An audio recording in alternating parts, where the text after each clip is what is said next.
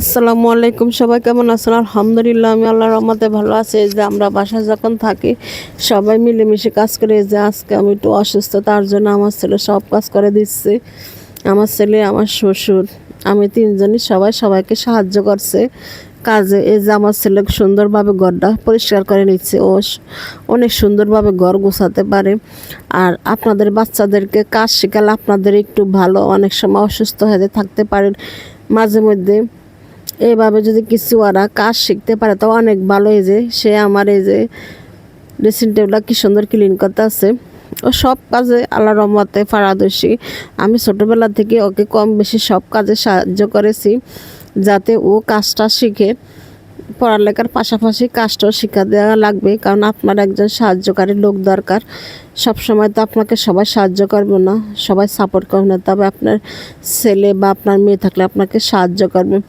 তবে মাঝে মধ্যে এভাবে কাজ শিক্ষা দিলে আপনাদেরও ভালো। ও ভালো, হয়তো আপনি একদিন কাছে নাও থাকতে পারেন, ওর নিজের কাজটা ও নিজে করতে পারবে। মাশাআল্লাহ, আমার ছেলে এখন অনেক বড় হয়ে গেছে, ডিম বাজি করে খেতে পারে, চাও মাঝে মাঝে করতে পারে।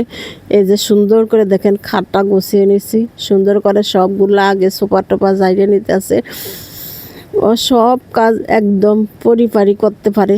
তবে বাচ্চাদেরকে সবসময় কাজে উৎসাহ দিবেন। এভাবে যে দেখেন ঘরটা কি সুন্দরভাবে আমার ছেলে গুছ গাছ করতেছে, টেবিলটা কি সুন্দর পরিষ্কার করেছে। তবে অনেকে হয়তো বলবেন একটু বাচ্চা দিয়ে কাজ করে খান। আরে ভাই, কাজ করে খাবো কেন? একটু কাজ শিক্ষা দিলে আমারও ভালো, ওরও ভালো। হয়তো আমি তো চিরদিন বেঁচে থাকবো না, ওকে যদি একটু কাজ মাঝে মাঝে করে শেখাই তাহলে ওরই নিজে ভালো হবে। নিজে কাজ নিজে করা ভালো, আর ছোটোবেলা থেকে কাজের শিক্ষা দেওয়া ভালো।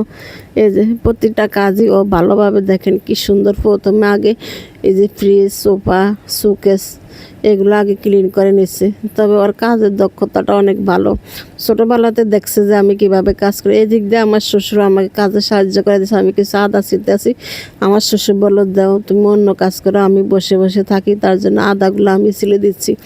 এভাবে আমরা প্রতিটা মানুষ সবাই সবাইকে সাহায্য করে কাজ করে। আমি যে রান্না করতেছি তার জন্য এদিক দিয়ে আমার ছেলে কাজ করতে আসছে, আর এদিক দিয়ে আমি আদার ছিলতে নিয়েছি। আমার শ্বশুর বললো যে আমি তো একা একা বসিয়ে আছি, আমাকে দাও, আমি আদাগুলো বসে বসে ছিলে দিচ্ছি, তুমি রান্নাটা শুরু করে দাও।